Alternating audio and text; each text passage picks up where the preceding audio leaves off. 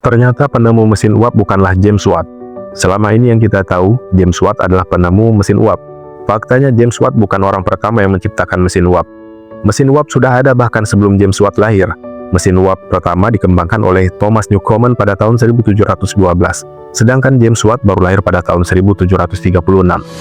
Bukan seorang bangsawan, bukan juga seorang profesor, James Watt hanyalah seorang tukang reparasi alat rumah tangga. Namun karena keahliannya, suatu hari ia diminta untuk memperbaiki mesin uap Newcomen yang rusak. Namun bukan hanya memperbaiki, James Watt justru penasaran, kenapa mesin uap yang ada saat ini sangat boros.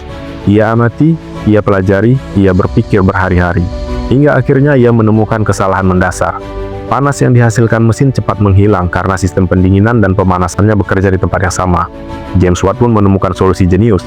Ia menciptakan kondensor terpisah, sebuah ruangan tambahan untuk mendinginkan uap tanpa membuang seluruh panas.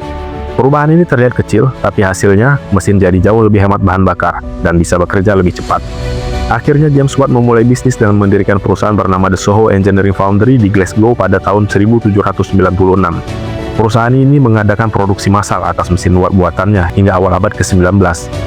James Watt menjual mesin uapnya berdasarkan satuan tenaga kuda yang mampu dihasilkan. Satuan tenaga kuda ini pertama kali diperkenalkan oleh James Watt untuk memudahkan orang dalam memahami tingkat kekuatan dari mesinnya. Bahkan, sampai sekarang pun kita masih menggunakan satuan tenaga kuda untuk mengukur tenaga sebuah mesin. Mesin uap buatan James Watt inilah yang mengawali terjadinya revolusi industri yang kemudian akhirnya berdampak kepada dimulainya penemuan listrik. Dari cerita James Watt, kita dapat mengambil hikmah bahwa tidak harus selalu menjadi yang pertama. Tidak harus selalu mulai dengan sesuatu yang benar-benar baru. Cukup dengan mengamati, kemudian memodifikasi dan menyempurnakannya, seperti kasus James Watt. Dampak dari amati, tiru, dan modifikasi sangat besar. Karena justru banyak orang yang menganggap dialah yang pertama kali menciptakan mesin uap.